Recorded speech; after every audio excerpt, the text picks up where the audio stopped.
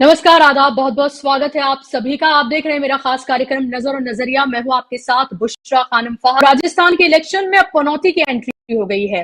जी हां, पनौती। जब से इंडिया वर्ल्ड कप हारा है तब से आपने ये शब्द सुना होगा सोशल मीडिया पे। तब से ये वर्ड जो है वो ट्रेंड कर रहा है और लोग इसको मोदी से जोड़कर देख रहे हैं, क्योंकि उनको लगता है कि नरेंद्र मोदी स्टेडियम में नरेंद्र मोदी की मौजूदगी में वर्ल्ड कप फाइनल खेला गया। जो कोई भी मैच टीम इंडिया नहीं हारी, वो वर्ल्ड कप का फाइनल हार गई और उसके बाद से ही ये पनौती शब्द ट्रेंड करने लगा।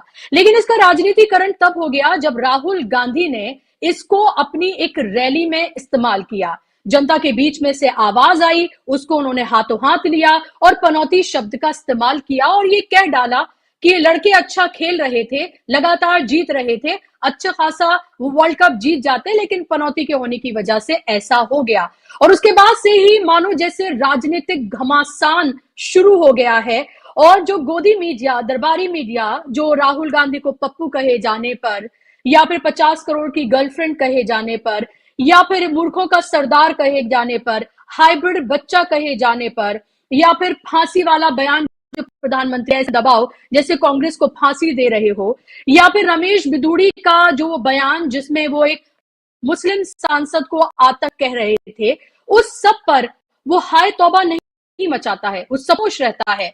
लेकिन राहुल गांधी के पनौती कहते ही मानो कि उनको भाषा की सारी मर्यादा याद आ जाती है। उनको लगता है कि भाषा की मर्यादा का सारा ठेका कांग्रेस ने ले रखा है। जिस राहुल गांधी को लेकर हजारों करोड़ रुपया खर्च किया गया, गोदी मीडिया को कॉन्ट्रैक्ट दिया गया कि उनकी इमेज को हर रोज मलाइन किया जाए, वो जो बात कहें उस पर ये मजाक उड़ाया जाए। और आज भी अगर आप देखेंगे भारतीय जनता पार्टी के ट्विटर हैंडल से, तो लगातार अलग अलग क्लिप्स, एडिटेड क्लिप्स जो हैं वो शेयर करके मूर्खों के सरदार के नाम से शेयर की जा रही हैं। तो इस पर गोदी मीडिया, दरबारी मीडिया कुछ नहीं कहता है, लेकिन राहुल गांधी ने प्रधानमंत्री की शान में गुस्ताखी की और पनौती शब्द का इस्तेमाल किया, जो कि जनता के बीच में से आया था। इसकी इजाद राहुल गांधी ने नहीं की थी, इसकी इजाद जनता ने की थी और 3 दिन से ये ट्रेंड कर रहा है।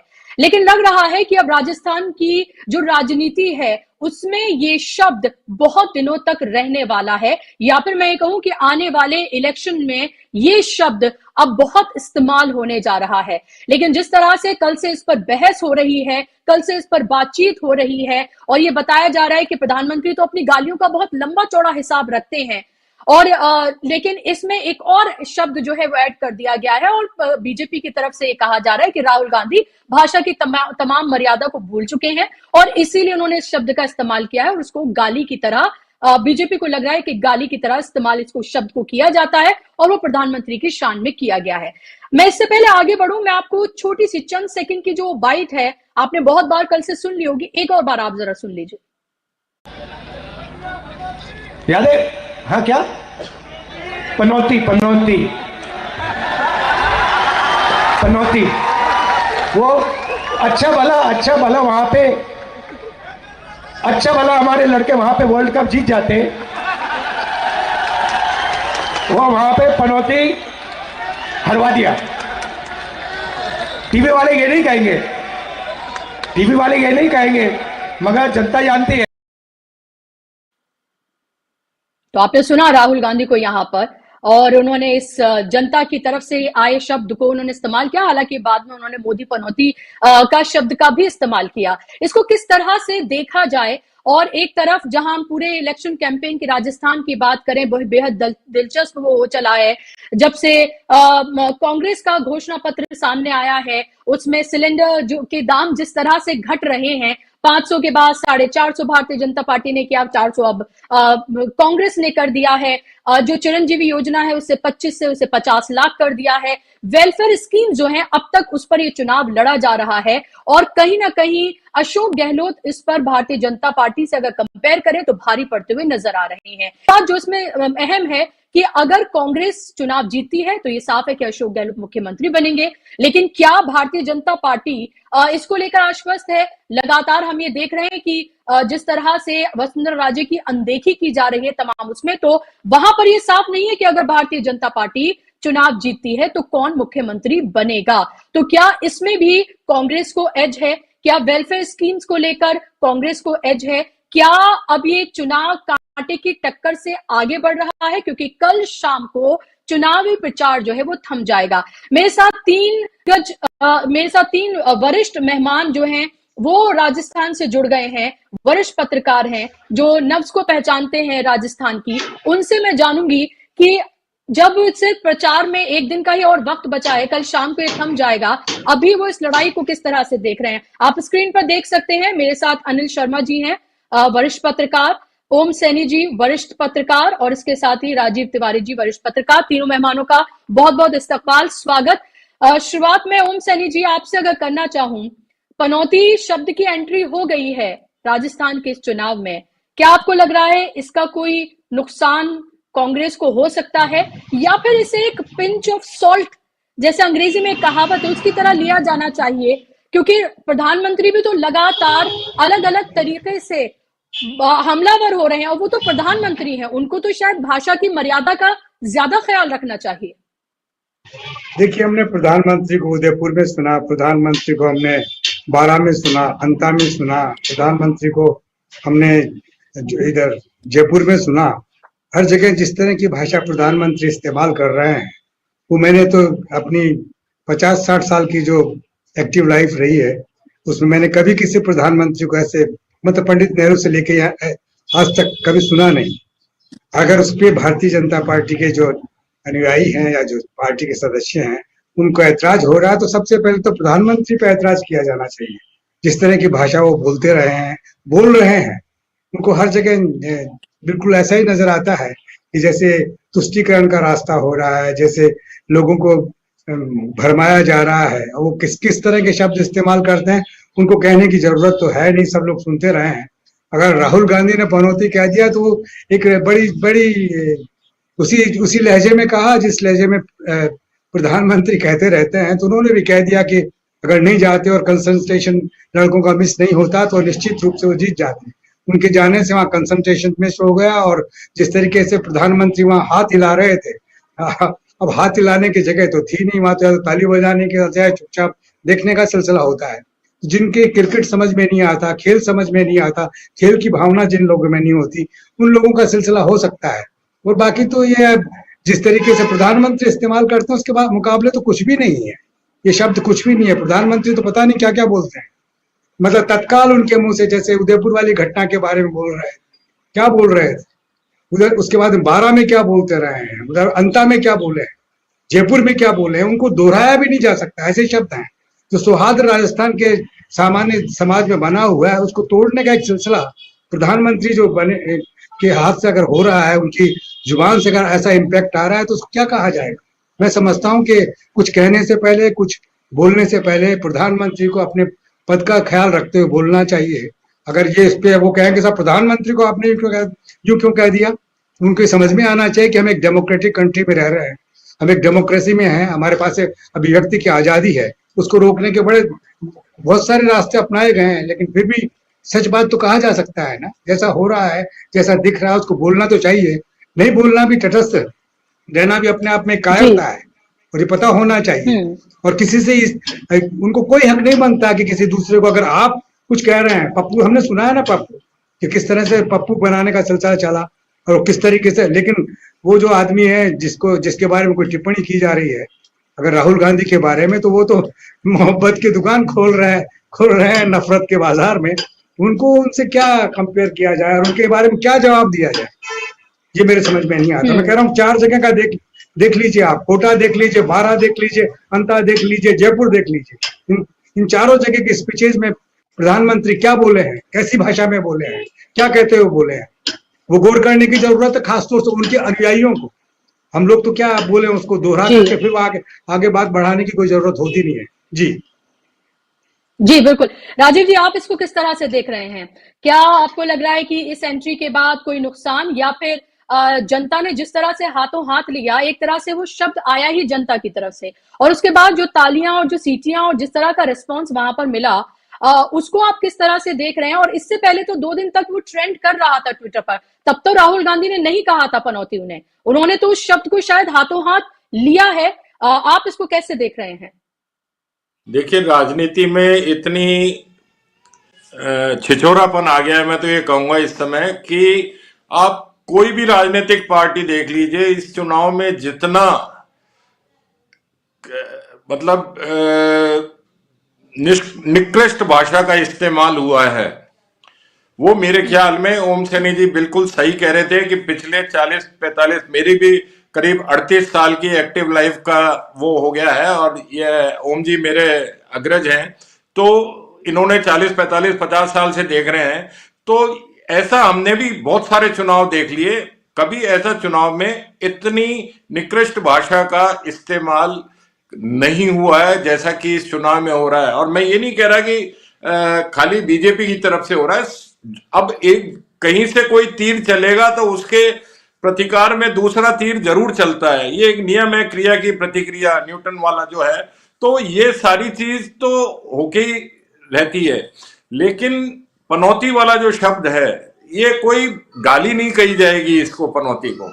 ये तो एक बोलचाल की भाषा का है कि हम किसी को कहते हैं कि भाई यार कैसा है, नसड्डा आदमी है, इसने ये कर दिया। राजस्थान में प्रचलित है ये भाषा, यार कैसा नसड्डा है, इसके आने से खराब हो गया सारा खेल। तो पनौती भी कुछ उसी लहजे का शब्द है और आम बोलचाल का ये शब्द है। अब हालांकि प्रधानमंत्री के इस्तेमाल हुआ है तो उस पद की गरिमा के अनुसार उसके लिए इस्तेमाल नहीं होना चाहिए था, लेकिन अब ये चुनाव में हर तरीके की, अब पप्पू कौन सा किसी के लिए कोई बहुत अच्छा, बेवकूफ को पप्पू कहते हैं, तो भाई आप किसी को बेवकूफ कह रहे हो तो वो आपको अगर पलटकर कुछ कह देता है तो इसमें उसको सहने की वाली बात होनी चाहिए, इसका प्रोपेगेंडा नहीं होना चाहिए, इसको इशू नहीं बनाना चाहिए। जब सब लोग हर तरीके की बात कर रहे हैं तो संयम बहुत जरूरी है, और इस चीज से ऐसी भाषा से राजनेताओं को बचना चाहिए। भाई आप एक तरफ तो बात करते हो कि देश युवा है और युवा शक्ति है सब है, और आप युवा शक्ति को किस तरीके का उदाहरण पेश कर रहे हैं अपनी भाषा से? ऐसा होना चाहिए क्या? लोगों को संयम रखना चाहिए। सब वरिष्ठ राजनेता हैं, इतने पुराने देश को 9 साल से संभाल रहे हैं, और कांग्रेस तो 70 साल से राज करती आई है, मतलब 70 साल में करीब 50 साल उसने ही राज किया है। तो आप देखिए कि ये सारी चीजें नहीं होनी चाहिए, और इसका अब जनता पर कोई बहुत बड़ा असर भी नहीं पड़ता। मैं तो एक बात कहूंगा, जहां तुष्टीकरण की बात होती है, तो आज मैंने अखबारों में फ्रंट पेज का विज्ञापन देखा। अब उससे बड़ा तुष्टीकरण, वहां कहते हैं कि भाई मुस्लिम तुष्टीकरण हो रहा है, और ये विज्ञापन हिंदू तुष्टीकरण के लिए दिया गया। मैं तो ये एक बिल्कुल साफ बात है, आप अखबार को सुबह सुबह पढ़ें और उसके अंदर आ रहा है हथौड़े से मार के सर कलम कर दिया, किसी का कटार से सर कलम कर दिया, रेप हो गया, किसी का क्या हो गया।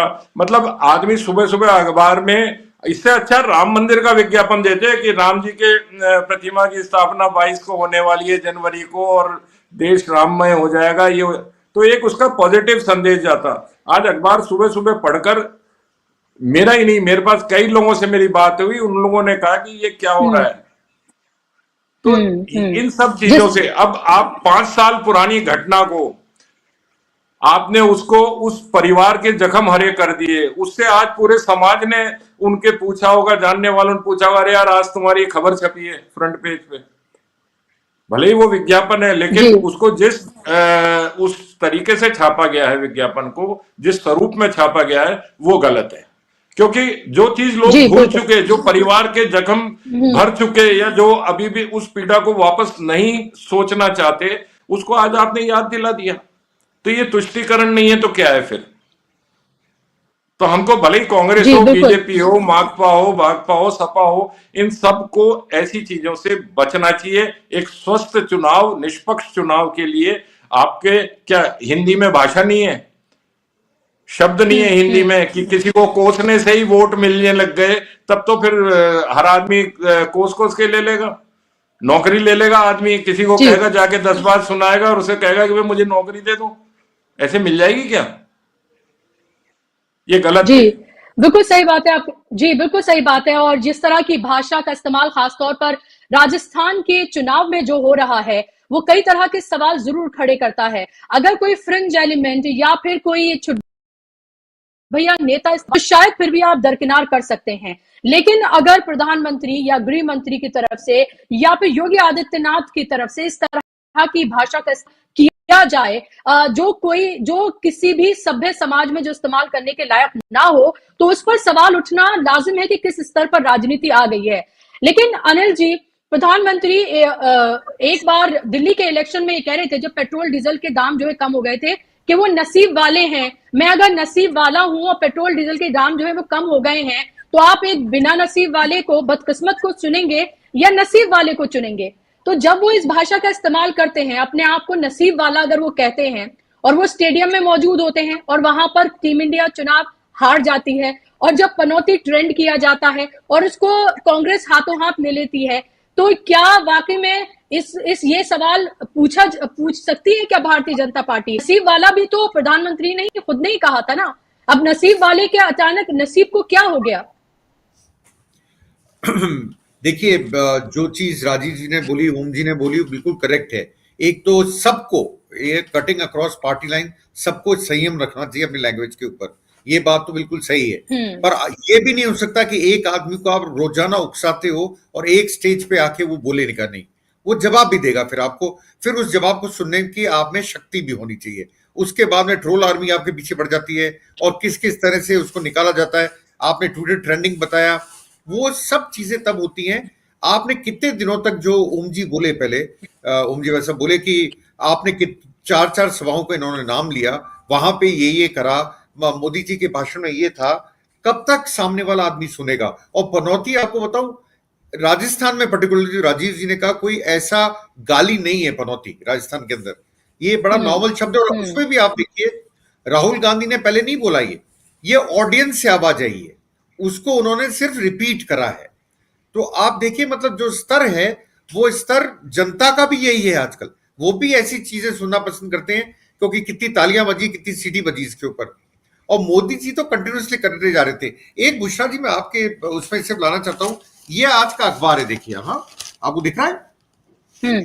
जी जी, नजर आ रहा है? इसकी हेडलाइन देखिए क्या जी है। जी यार, ये एक एडवर्टाइजमेंट है, आज एडवर्टाइजमेंट पेज है, और उसके अंदर जो दिखाया गया है वो ये है कि उदयपुर में दरिंदों ने दिन दहाड़ काट डाली गर्दन।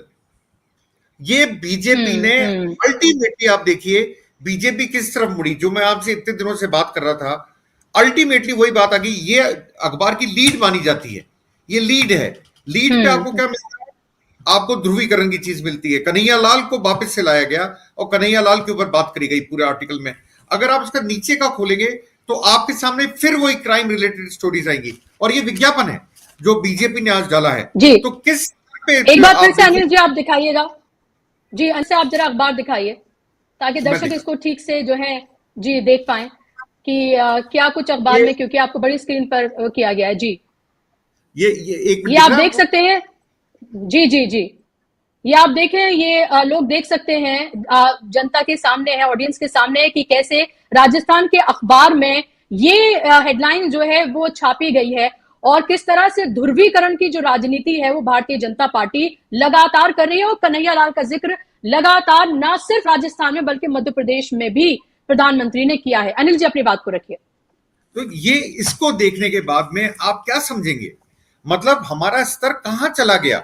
और फिर अगर सामने वाली पार्टी कुछ बोलती है तो आप उससे लड़ने को खड़े हो जाते हैं। और सारा जो main stream media so called Delhi के अंदर है, वो इसको पिकअप नहीं करेगा, वो पनौती पे बात करेगा। ये नहीं देखेगा कि आप क्या क्या करके जा रहे हो।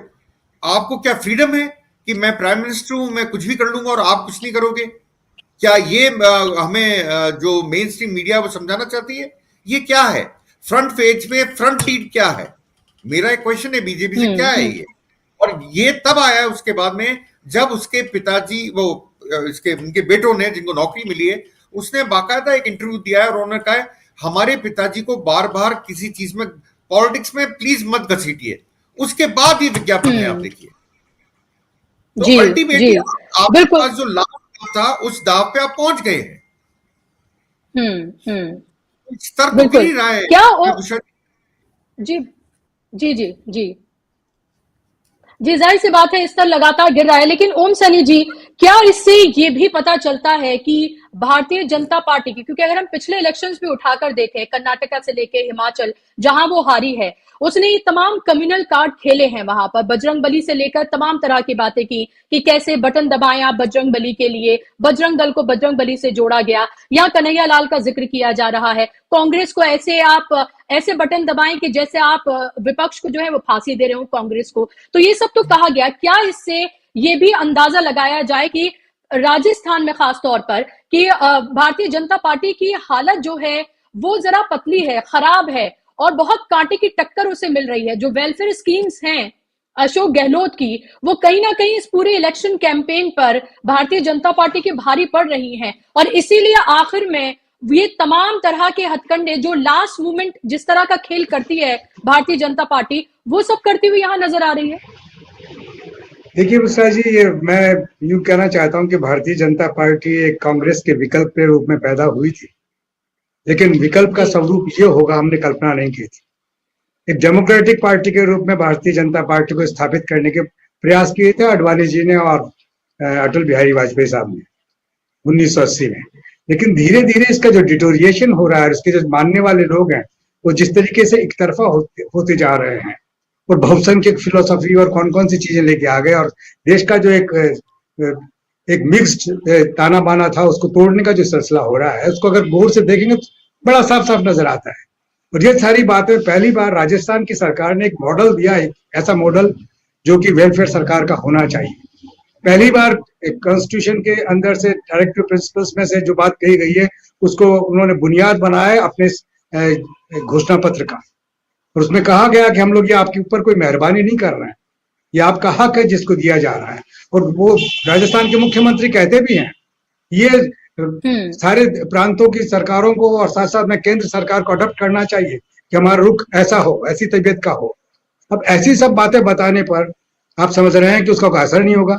मैं समझता हूँ 55-60 हजार लाख तो नौजवान है, उनका अपने सोचना समझना है। उन्होंने जिंदगी में काफी तकलीफें भुगत लिए हैं। अभी जो सैन्य कुछ हो रहा है उस तरीके से जो प्रोमिसेस किए थे 2014 में हमारे प्रधानमंत्री ने कि साहब 15 लाख रुपया तो यूं जेब में इधर आ जाएगा और 2 करोड़ नौकरियां यूं चली जाएंगी और फिर कोई दिक्कत नहीं। फिर उसके बाद में जो भुगता वो पूरा देश जानता है। कोविड आया तो थाली बजती रही या मोबाइल की लाइटें जलती रही, ये सारे मजाक हुए हैं। तो इनको समझाने की आवश्यकता नहीं है, इसको समझने की आवश्यकता है। और हम जनमानस के बीच में ये बात जानी चाहिए कि जो लोग तटस्थ भाव से इस भारतीय संविधान को मानते हैं और उस पर अमल करते हैं, उनको ये कहने का हक है कि इस तरह की भाषा बोलना, चाहे आप किसी भी संवैधानिक पद पर बैठे हो, आपको बिल्कुल ठीक नहीं लगता है, वो बिल्कुल भारत के संविधान के विपरीत है। जो भी हमारी इस साझा संस्कृति को अगर कोई आंच पहुंचाता है तो उसकी आलोचना होनी चाहिए। और मैं समझता हूँ राजस्थान से ये सबक पूरे देश में जाएगा। और वो जो गारंटियों का जो सिलसिला है दरअसल जनता के अपने हक हैं जिनको कि राजस्थान सरकार ने गारंटियों के रूप में पेश किया है।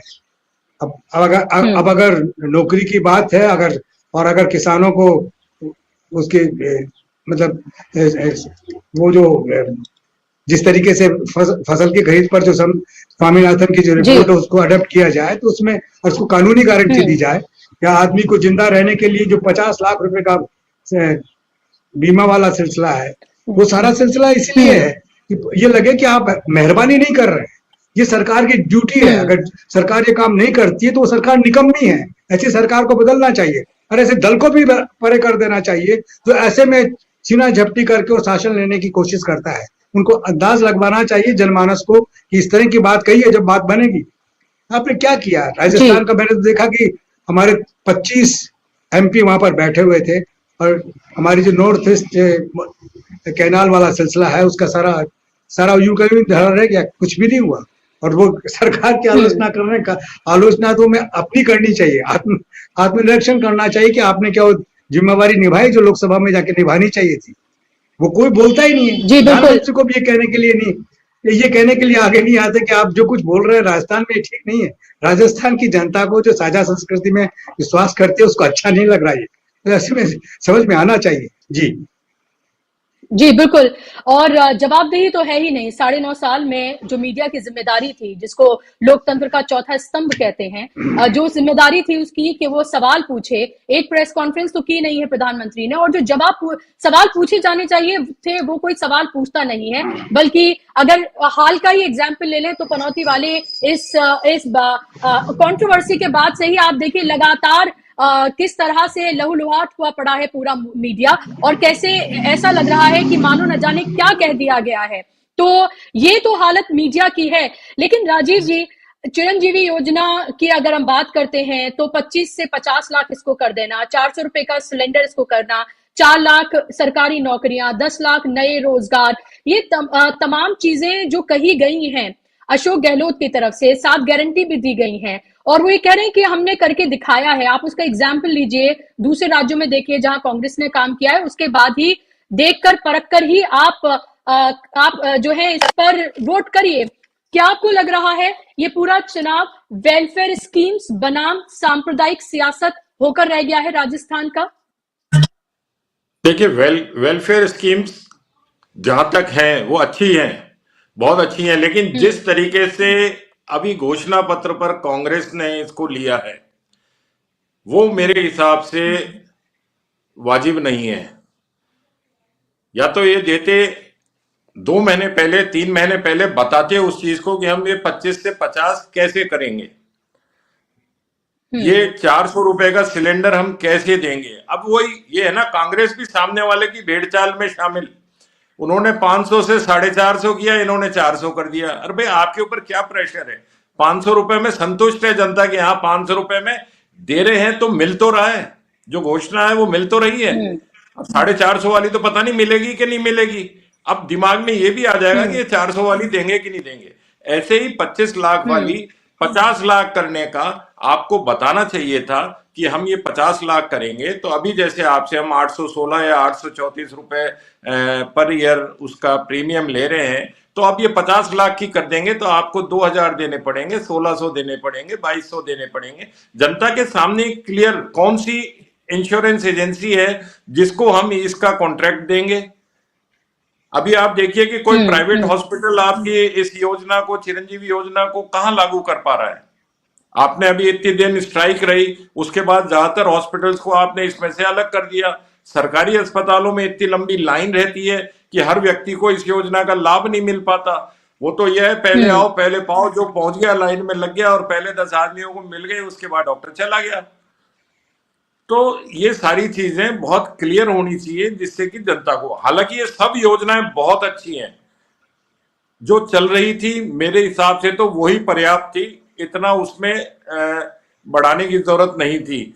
4 लाख को आप रोजगार देंगे, अरे भाई पहले जिनकी परीक्षाएं पेपर लीक हो गए उनका ये है, आपने आरएस का परिणाम घोषित कर दिया, बहुत अच्छा किया, लेकिन जो पेपर लीक हुए, जितने लोगों का भविष्य से खिलवाड़ हुआ, उनके लिए कोई घोषणा करते कि नहीं, उनके हम पहले प्रायोरिटी से जो लोग उसमें शामिल थे जिनके थे उनसे हम नई फीस नहीं लेंगे जिनका हो गया है, और उसी फीस के अंदर हम उनके फॉर्म करके और उनकी नौकरी कराएंगे। तो 4 लाख तो वो वैसे ही भर जाते हैं आराम से जी। 4 लाख की घोषणा करने की क्या जरूरत थी? उसकी जगह घोषणा इनको ये करनी चाहिए थी कि हम जिनके पेपर लीक हो गए और जो पेपर देने से वंचित रह गए, नौकरी से वंचित रह गए, उनको हम प्रायोरिटी के आधार पर विद इन अ ईयर या 6 महीने में या 1.5 साल में हम उनको नौकरी दे देंगे परीक्षा करा के। तो कुछ इस तरीके की गारंटी दी जानी चाहिए थी। और जो 10,000 रुपए महीना, बीजेपी ने 12,000 की करी, इन्होंने 10,000 की कर दी। हमको एक दूसरे का पिछला हुआ, हालांकि जनता ऐसी ही बात मानती है, अगर कोई 2 शराब की बोतल वोटर को देके आएगा तो वो दूसरे दिन 3 शराब की बोतल लेके पहुंच जाएगा दूसरा प्रतिद्वंदी, या कोई 100 रुपए देके आएगा तो वो 200 रुपए लेके पहुंच जाएगा कि अरे नहीं वोट मुझे देना, तेरे को 100 रुपए तो गलत दे दिए। तो ये सारी जो इससे क्या है कि समाज में जो गिरावट है वो और बढ़ती जाती है।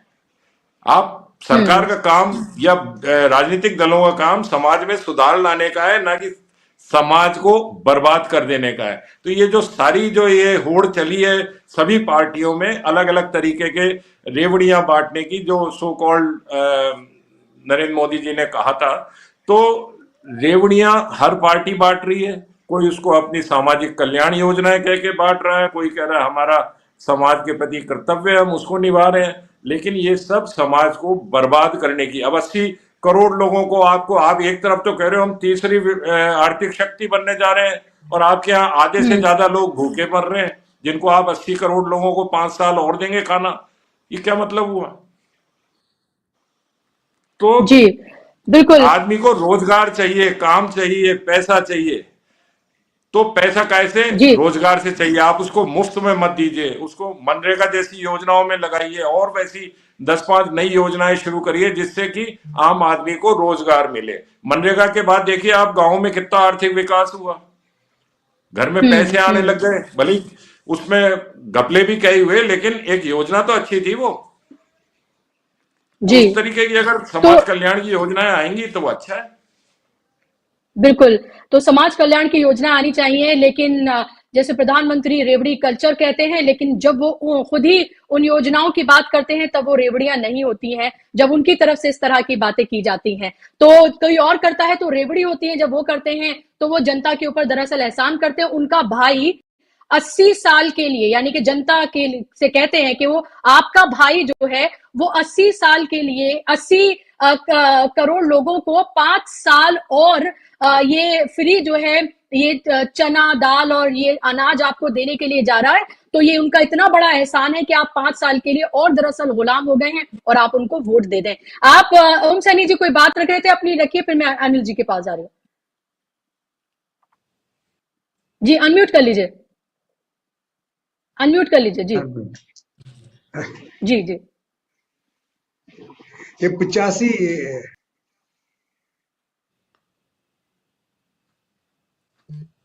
आपका फ्रेम, लगता है उनके सिग्नल्स में कुछ प्रॉब्लम मुझे लग रही है।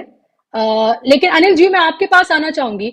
आज मैं प्रधानमंत्री का एक भाषण भी सुन रही थी, उन्होंने राजेश पायलट और सचिन पायलट का भी उन्होंने जिक्र किया। राजेश पायलट का जिक्र करते हुए उन्होंने कहा कि देखिए कांग्रेस में परिवारवाद की हालत यह है कि एक परिवार से आगे चीजें बढ़ती ही नहीं है। राजेश पायलट ने एक बार कुछ अलग करने की या हिम्मत की थी उन्होंने, तो उनके साथ क्या हुआ, अब उनके पुत्र के साथ वही सब किया जा रहा है। तो इस तरह के कार्ड भी प्रधानमंत्री वहां पर खेल रहे हैं, ये बताने की कोशिश कर रहे हैं कि सचिन पायलट के साथ कांग्रेस जो है वो ठीक नहीं कर रही है। ऐसा करके दरअसल क्या हासिल करने की कोशिश करें, गुर्जर वोटर को अपनी तरफ, कि देखिए कि आपके नेता के साथ क्या कर रही है कांग्रेस। बिल्कुल सही कहा आपने बुशरा जी। कोशिश तो यही है कि गुर्जर वोट जो करीब 7% है, और उसमें से भी ज्यादा कंसंट्रेटेड है हमारी ईस्ट ऑफ राजस्थान में, दौसा, भरतपुर, धौलपुर, सवाई माधोपुर, टोंक, इन एरियाज में ज्यादा है। तो वो दिखाना चाहते हैं, गुर्जरों को एक तरह से उकसा रहे हैं कि आप लोगों के जो 2 बड़े नेता थे, चाहे वो राजेश पायलट थे और अब सचिन पायलट हैं, उनको ढंग का ट्रीटमेंट कांग्रेस ने नहीं दिया जितना वो डिजर्व करते थे, और इसको शायद वो कैश ऑन करना चाह रहे हैं। पर वो यहां भूल रहे हैं बुशरा जी, आज की तारीख में अशोक गहलोत और सचिन पायलट मिलकर चुनाव लड़ रहे हैं, यूनाइटेड फोर्स है, और दिखती है आज की तारीख में, वो नजर भी आती है। तो इन चीजों से क्या वो अंतर डाल पाएंगे, मुझे इसमें शक है, क्योंकि बीजेपी के पास इनके कैटेगरी, इनके स्टेचर का कोई और गुर्जर नेता नहीं है आज की तारीख में, जितना बड़ा, चाहे वो राजेश पायलट थे पहले, चाहे वो अब सचिन पायलट हैं, इस लेवल का कोई नेता उनके पास नहीं है। इसलिए वो क्या करें, मैं आपको इसलिए तो पेपर दिखाया, इनके पास इनके पास मुद्दे ही नहीं है, इन्हीं मुद्दों पे घूम फिर के वहां आ जाते हैं। और ये एक, मेरे को लगता है ये डर है, एक बौखलाहट है, एक बहुत बड़ा जो डर सा इनको ये लग रहा है कहीं हम चुनाव हार गए तो क्या होगा। और चुनाव में हार जीत होती है, ये कोई चीज नहीं है जिसको आप सोच के इतना ज्यादा परेशान होते हो। पर बीजेपी में नरेंद्र मोदी और अमित शाह 2 लोग ऐसे हैं जो पंचायत का चुनाव भी नहीं हारना चाहते, उसके लिए भी रैली कर लेते हैं अगर मौका पड़े तो, चाहे वो प्राइम वर्ल्ड कप की team, Anil ji world cup की टीम अभी हारी तब तो सांत्वना दे के यही कह रहे थे कोई बात नहीं आगे जीत जाएंगे। ये बात खुद पर भी तो लागू कर लो। बिल्कुल बिल्कुल, ये कह रहे थे, और सबसे एक आध को खींच के गले से भी लगा रहे थे और पीठ भी थपथपा रहे थे, वो सब कर रहे थे जो उन्हें करना है। उनको ये भी पता है कैमरा कहाँ जाना चाहिए, वो कैमरा वहां पहुंच गया था। तो उनका तो राजीव जी छोड़िए, वो तो हर पोज डिसाइड होता है कैसा पोज देना है मुझे। पर बात इतनी सी है जो बुशरा जी ने कहा, देखिए मैं आपको पहले भी बोला 7% गुर्जर पॉपुलेशन है राजस्थान में, और 7 में से मैंने आपको बताया मैक्सिमम कंसंट्रेटेड है इन जगहों पे ईस्ट ऑफ राजस्थान में, जहां से सचिन पायलट कुछ चुनाव लड़ रहे हैं टॉक से। वो उनको सबड्यू करने के लिए, या आपको पता है वहां पर उन्होंने विधुड़ी को भी बैठा रखा है, और वो किस तरह की भाषा यूज करते हैं, पार्लियामेंट में भी उन्होंने यूज करी, उनको भी उन्होंने वहां बैठा रखा है। तो आप देखिए इलेक्शन किस पे लड़ते हैं। अल्टीमेटली लोगों में एक संदेश, सारी की सारी आप कोई भी बात करिए, मुझे लगता है नेगेटिव ज्यादा है, पॉजिटिव कैंपेन कम है बीजेपी की। और कांग्रेस सबके पॉजिटिव इसलिए लगी क्योंकि वो अशोक गहलोत की योजनाओं पे आगे जा रही है, और वो योजनाएं जो अशोक गहलोत को मोमेंटम दे रही हैं। तो उनको रास्ता चाहिए था काटने का, वो काटते कैसे? उनके पास एक ही रास्ता, ध्रुवीकरण करिए, काटिए, और या जो समाज है उसमें जाकर गुजरों की बात करिए और बोलिए आपके नेताओं को उनका ड्यू नहीं मिला साहब कांग्रेस में। क्या सचिन पायलट बीजेपी में जाने की बात करें? वो तो नहीं कर रहे। तो फिर ये सारी चीजें सिर्फ इसलिए कि गुजर वोट जो हैं वो सारे के सारे हमारे पास आ जाए। तो आज की तारीख में अशोक गहलोत और सचिन पायलट बिल्कुल यूनाइटेड नजर आते हैं। बुशरत जी बिल्कुल, जाहिर सी बात है। और लगातार लेकिन भारतीय जनता पार्टी अपनी रैलियों से, नरेंद्र मोदी अपनी रैलियों से लगातार ये कह रहे हैं कि कांग्रेस जो है वो बिखरी हुई नजर आ रही है, बिखरी हुई कांग्रेस है। हालांकि वो खुद ये नहीं बता रहे हैं कि भारतीय जनता पार्टी किस तरह से बिखरी हुई है, कैसे उसके बागी कैंडिडेट जो हैं वो इंडिपेंडेंट लड़ रहे हैं, इसके अलावा उनके मुख्यमंत्री का चेहरा नहीं है। वो ये सारी बातें जो है वो नहीं कर रहे हैं। प्रियंका गांधी कटाक्ष कर रही थी कि दूरबीन से प्रधानमंत्री सब जगह जो मुख्यमंत्री का चेहरा है वो ढूंढ रहे हैं। जी अनिल जी। मैं सिर्फ इतना, आपने बहुत अच्छा टॉपिक उठाया। ये सबसे ज्यादा बिखरा हुआ चुनाव प्रचार आज की तारीख में किसका दिखता है? वो बीजेपी है, कांग्रेस नहीं है। वो सबसे ज्यादा बिखरा हुआ चुनाव, क्योंकि आपके पास लोकल छत्रप जो आपका टॉप मोस्ट लीडर है उसको आपने साइडलाइन कर रखा, उसको आप यूज भी कर रहे हैं तो कहां कर रहे हैं? 12 में, अंता में, झालावाड़ में, और मोदी जी खड़े भी होते उसके उनके साथ जाकर, शायद वो अंता था या 12 था, मुझे याद नहीं आ रहा। कल का जो एक हमारे एक साथी पत्रकार है, उन्होंने उसका नाम दे रखा है Kodak movement of the month. उसमें एक माला के अंदर वसुंधरा भी खड़ी और प्रधानमंत्री मोदी भी खड़े हैं। उस एरिया तक तो उनको लिमिटेड कर दिया। तो सबसे बिखरा हुआ चुनाव आज की तारीख में, आपने अगर वो कांग्रेस को बोलते हैं, मैं बोलता हूं सबसे बिखरा हुआ चुनाव प्रचार जो हो रहा है वो बीजेपी कर रही है आपके, और साफ वो जमीन पे दिखता है, वो नजर आता है कि सबसे बिखरा हुआ चुनाव बीजेपी का है इस बार। बुशरा जी जी, ओम सैनी जी, क्या आपको भी लगता है कि सबसे बिखरा हुआ चुनाव जो है वो बीजेपी का है इस बार, और कोई चेहरा मुख्यमंत्री का ना होना ये भी अगेंस्ट जा रहा है? मोदी जी कह रहे हैं कि उनकी गारंटी पर चुनाव दें, मोदी कह रहा है मैं कह रहा हूं, यानी कि 100% सच्ची गारंटी। जैसे उन्होंने 9.5 साल में केंद्र की सरकार में जो कुछ कहा वो करके दिखाया, बिल्कुल उसी तरीके से वो राजस्थान में भी करके दिखाएंगे, वो ये कह रहे हैं जनता से। क्या इसका असर हो रहा है, या जिस तरह का बिखरा हुआ पूरा चुनाव है? जी उसरा जी, मुझे लगता है ये है कि ये जो कुछ मोदी जी बोल रहे हैं उनको इस बात का ख्याल नहीं है कि एक डेमोक्रेटिक पार्टी की लीडर है वो, जिसके अंदर बाकायदा चीजें चुनी जाती हैं और भेजा जाता है। कांग्रेस ने तो इसको बिल्कुल मान लिया। कांग्रेस ने तो अपना राष्ट्रीय अध्यक्ष भी चुन करके बिठा दिया, और एग्जीक्यूटिव भी सारी वो जो राष्ट्रीय एग्जीक्यूटिव जिसे बोलते हैं वो भी सब बना दी, और उसके अंदर फैसला होता है। साथ साथ में जो भी चीफ मिनिस्टर बनेगा इसके बारे में तो विधायक तय करेंगे, जो बहुमत से तय होगा कि कौन आदमी चीफ मिनिस्टर बनना चाहिए। राजस्थान में ये काम होता रहा है कांग्रेस के अंदर।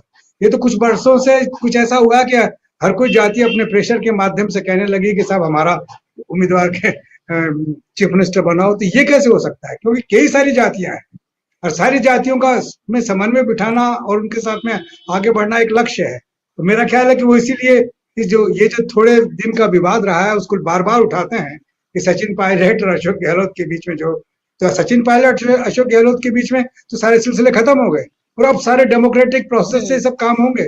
कोई भी चेहरा नहीं है लेकिन भारतीय जनता पार्टी में जो जाना पहचाना चेहरा था, जिसके माध्यम से राजस्थान के अंदर नरेंद्र मोदी, अमित शाह अपनी पहचान बना सकते थे, मैं यूं कहना चाहता हूँ, वो वसुंधरा जी का चेहरा था जिसके माध्यम से वो अपनी बना सकते थे। वो तो यहाँ ये करने लगे कि हमारा चेहरा पहचानो, हमारा चेहरा नहीं पहचानते हो तो कमल का चेहरा पहचानो, वसुंधरा जी का चेहरा मत पहचानो। तो जितने बिखरे हुए कंफ्यूज्ड वो लोग हैं, जिस तरीके से अपनी बातें कह रहे हैं, वो अपने आप में बड़ी विरोधाभासी बातें बोल रहे हैं। ऐसी स्थिति में मुझे लगता है कि अनिल जो कह रहे हैं बिल्कुल ठीक कह रहे हैं कि बिखरा हुआ जितना इनका सारा मूवमेंट है उतना किसी और का है नहीं। कांग्रेस के बहुत नपे तुल्य कदम चल रहे हैं, राहुल चल रहे हैं अलग तरीके से, और प्रियंका चल रही है, तो मुख्यमंत्री चल रहे हैं और खड़गे जी चल रहे हैं। वो कहीं कहीं कहीं कोई कोई कहीं कहीं कोई कंट्रोवर्सी पैदा नहीं हो रही, स्पष्ट रूप से बात कही जा रही है। तो ये तो बड़ा साफ साफ नजर आता है। और जहां तक ये देखिए, ये जो इस तरह की इलेक्शन रैलीज ऑर्गेनाइज करने का जो सिलसिला प्रधानमंत्री मोदी जी ने पूरे देश में प्रारंभ किया है, ये मेरा ख्याल है कि राजस्थान में उस तरीके से कारगर नहीं होगा जिस तरीके से दिखता था। जितना कर्नाटक में भी दिखता था वैसा राजस्थान में उस तरीके का दिखा नहीं है।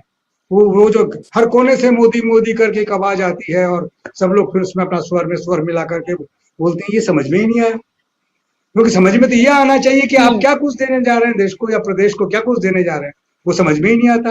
वो जो 22-23 संकल्प लिखे हैं उनको देखकर कंफ्यूजन होता है। उससे तो ये जो 85 पेज का जो डिटेल्ड, अनिल जी से मैं कहना राजीव जी से कहना चाहता था कि 85 पेज के अंदर बाकायदा इन्होंने एनालाइज किया है, और उससे पहले जो जन घोषणा पत्र एक इन्होंने जारी किया उसमें सारी डिटेल्स हैं कि किस तरीके से ये सारा काम करेंगे। वो मैं दिखाना चाहता था जो, लेकिन वो मैं तो शायद स्टेटिक हो गया, दिखा नहीं सकता। तो ये बाकायदा ऐसा नहीं कि हवा में तीर मारे हैं, और सच में ये किया जा सकता है, किया जा सकता है। और मतलब किसी भी डेमोक्रेसी में सिटीजन सबसे इंपॉर्टेंट चीज है। सिटीजन को पहचाना जाना चाहिए, उसको उसके सारे हक सुरक्षित रखे जाने चाहिए। यहाँ तो बिल्कुल उल्टा हो रहा है। सिटीजन को तो कहा कि बस हम 80 करोड़ लोगों को वो खाना देंगे। ये कोई बात हुई क्या? ये क्या बात हुई? आपको बड़ा महसूस होना चाहिए कि विश्व गुरु बनने जा रहे हैं आप, और साथ साथ में इतने भूखे लोग हिंदुस्तान में रहते हैं। ये सोचने की बात है। जी बिल्कुल, ये विरोधाभासी बातें हैं अपने आप में ही। हंगर इंडेक्स की जब बात आती है और जब रैंकिंग में पिछड़ता हुआ हिंदुस्तान नजर आता है तो स्मृति ईरानी उस पर मजाक उड़ाती हैं, लेकिन वहीं जब प्रधानमंत्री ये कहते हैं कि 80 करोड़ लोगों को 5 साल और 5 किलो अनाज फ्री दिया जाएगा, आपका भाई आपसे ये वादा करता है, तो वो इसके साथ साथ ये भी कह रहे होते हैं, जो वो कहते नहीं है, कि 5 साल और देश की जो इकोनॉमी है वो सुधरने वाली नहीं है। ये 80 करोड़ जो लोग हैं, ये 5 साल तक इतने ही गरीब रहने वाले हैं, इनको हम बाहर निकाल कर नहीं लेकर आएंगे। क्योंकि जब वो वादा करते हैं तो ये भी साथ में एश्योरेंस दे रहे होते हैं। तो ये भी लोगों को बिटवीन द लाइंस पढ़ने की आदत होनी चाहिए। पढ़े इसको, ताकि उनको समझ में आए, तब वोट देने जाए, तब उनको पता हो कि आखिर किस पार्टी को वो चुनने जा रहे हैं। लेकिन राजीव जी, अभी आपको राजस्थान की स्थिति क्या नजर आती है? क्योंकि लोग ये जरूर जानना चाहेंगे वरिष्ठ पत्रकारों से, आप लोग वहां जमीनी हकीकत तो बहुत अच्छे से जान रहे हैं, देख रहे हैं हर चीज को, कि अभी वहां आपको स्थिति क्या नजर आ रही है? कल शाम प्रचार थम जाएगा और उससे पहले पूरी ताकत दोनों पार्टियों ने लगा रखी है। अशोक गहलोत कह रहे थे कि प्रधानमंत्री का रोड शो तो फ्लॉप रहा, क्योंकि 9 किलोमीटर होना था और 4 किलोमीटर पे ही इसको सीमित कर दिया गया। तो अभी स्थिति आप क्या देख रहे हैं वहां? देखिए, एक बात तो साफ है कि जैसे पिछले चुनावों में, पिछले 4-5 चुनाव में जो ये होता था कि चुनाव प्रचार समाप्त होने तक लोगों को ये अंदाजा हो जाता था कि इस बार कौन सी पार्टी जीत रही है। एक बार भाजपा के लिए हो जाता था, एक बार कांग्रेस के लिए हो जाता था, फिर भाजपा के लिए, फिर कांग्रेस के लिए। तो ये 5 चुनाव के बाद पहला मौका है जब ये चीज साफ है कि बहुत कड़ी टक्कर है। कौन जीतेगा कौन हारेगा, ये मेरे ख्याल में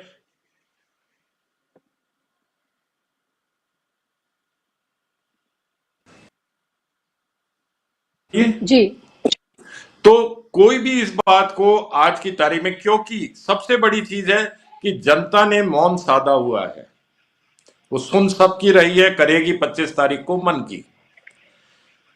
तो पहला मौका है जिसमें कि कोई भी सर्वे, कोई भी राजनीतिक विश्लेषक, कोई भी पत्रकार या ये कहने की स्थिति में आज नहीं है कि कौन सी पार्टी बहुमत हासिल करेगी। यहाँ बहुमत हासिल करना भी दोनों पार्टियों के लिए ऐसा लग रहा है कि न जाने कौन सी पार्टी इन दोनों में से करेगी। और मुझे तो लगता है कहीं ना कहीं ये जो बागी और निर्दलीय उम्मीदवार खड़े हुए हैं वो एक बार फिर से राज्य में सत्ता की चाबी बनेंगे। ओके, क्या आप हंग असेंबली की तरफ इशारा कर रहे हैं? अब ये तो पाठक को समझ ही जाना चाहिए कि जब बागी और निर्दलीय सत्ता की चाबी बनने वाले हैं, इसका मतलब असेंबली हंग होने वाली है। ओके, अनिल जी, आपका क्या विश्लेषण है इस पर? आपको क्या लगता है अभी की स्थिति में कि किस तरफ जो है वो बयार बह रही है? कांटे की टक्कर है या कांग्रेस को एज है, भारतीय जनता पार्टी को एज है? क्या लग रहा है आपको? बुशरा जी, अपने हर प्रोग्राम में आप एक क्वेश्चन पूछते हैं मेरे से और मैं इस क्वेश्चन पर मैं आज भी बोलूंगा कांटे की टक्कर है। हाँ, राजीव जी की बात से मैं एग्री नहीं कर रहा हूं। मैं ये मानता हूं एक ना एक पार्टी मोमेंटम लेगी। अब वो कौन सी पार्टी होगी और मोमेंटम अगले 2-3 दिन के अंदर दिखना शुरू हो जाएगा कि किस तरफ लोग बढ़ रहे हैं आगे। मेरा मानना ये है कि अभी जो अशोक गहलोत अपनी वेलफेयर स्कीम से लड़ रहे हैं, आज का एक छोटा सा इंसिडेंट आपको बताता हूँ, बड़ा इंटरेस्टिंग है। मेरे साथ कोई एक वरिष्ठ पत्रकार बैठे हुए थे, हम आपस में डिस्कशन कर रहे थे। यहाँ एक एनजीओ है, बहुत बड़ी एनजीओ, पूरे राजस्थान में काम करते। उनके पास फोन आया और वो बताने लगी किस्सा किसी गांव का। वो बोली वहां 5-10 लेडीज बैठी हुई थी और उसमें एक बुजुर्ग महिला भी थी।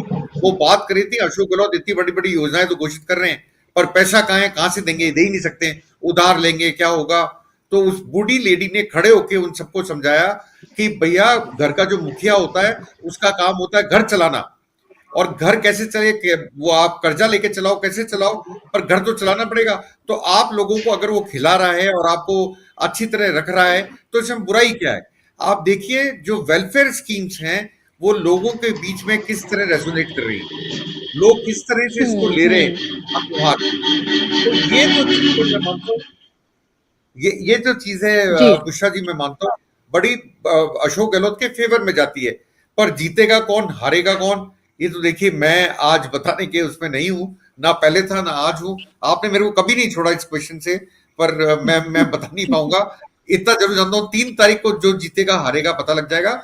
पर हाँ, अशोक गहलोत कंटेंशन में सिर्फ अपनी वेलफेयर स्कीम से आ पाए, वरना शायद अगर ये वेलफेयर स्कीम नहीं होती और अशोक गहलोत ऐसी स्कीम नहीं लाते तो कांग्रेस आज बहुत दिक्कत में होती। आज हम कांग्रेस को मान रहे हैं कि टक्कर दे रही है, ये ही बहुत बड़ी बात है। आपको बताऊं, लोगों को इसमें इशारा समझ जाना चाहिए।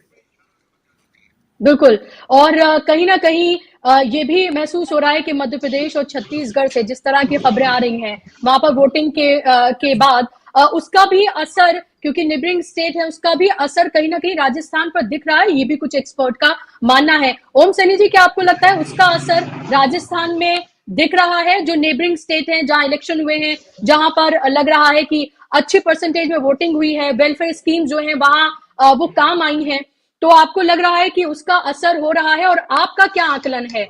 क्योंकि मैंने दोनों लोगों से पूछा है तो आपको भी नहीं छोड़ूंगी, आप भी बताइए कि क्या आपका आकलन है इस वक्त, आप क्या लग रहा है आपको?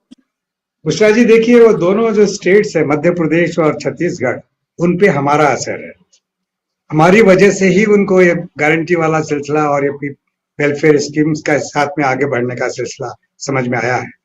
जब जहां से जन्म हुआ है वहां से अगर दूसरी स्टेट्स लाभान्वित हो रही हैं तो ये स्टेट लाभान्वित क्यों नहीं होगी? इस स्टेट में जो शासन कर रहे हैं वो लाभान्वित क्यों नहीं होंगे? मैं बिगनिंग से कह रहा हूँ, आज से नहीं।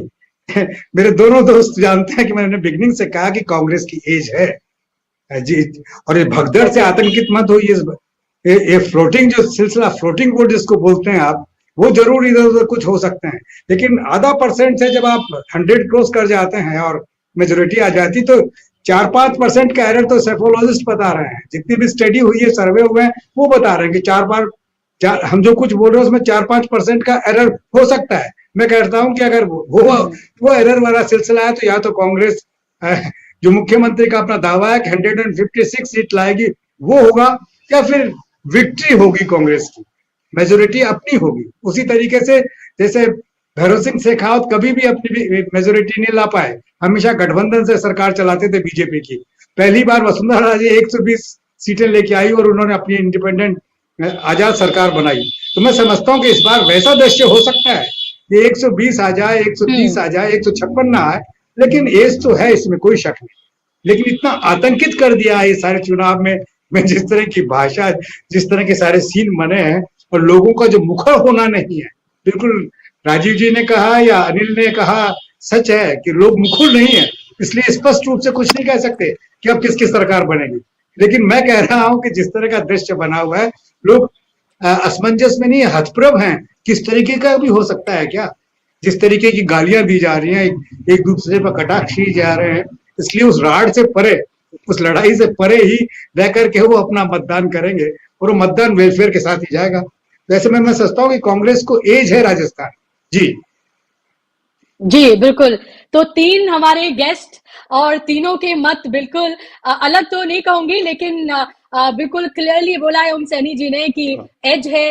अनिल जी कुछ कहने से बच रहे हैं और उधर हंग असेंबली की तरफ राजीव जी ने कहीं ना कहीं इशारा कर दिया है। 3 तारीख को बिल्कुल स्थिति साफ हो जाएगी, जाहिर सी बात है। लेकिन ये भी एक तरह से कांग्रेस, अगर तीनों की हम बातों को देखें, तीनों एक्सपर्ट की, तो ये भी कांग्रेस को एक तरह से एक एज ही मानी जाएगी, क्योंकि जिस स्टेट में 5-5 साल बदलने की रिवायत रही हो, अगर वहां पर इस बार खुलकर साफ ना कहा जाए कि कौन जीत रहा है, तो ये भी माना जाएगा कि कहीं ना कहीं अशोक गहलोत ने 5 साल में वो काम करके दिखाए हैं, जिसकी वजह से जनता इस बार उनको एक बार फिर से वोट देने या फिर एक कंफ्यूजन की स्थिति में दिख रही है कि एंड मोमेंट पे वो डिसाइड करेगी कि वो किसको वोट देने जा रही है।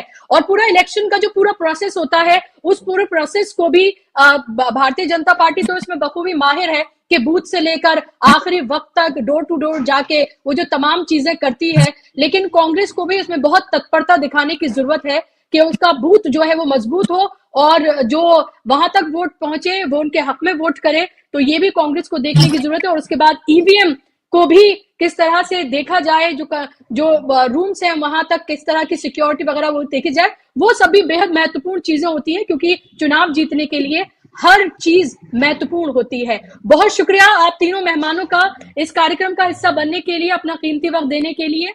और शुक्रिया आप तमाम दर्शकों का भी।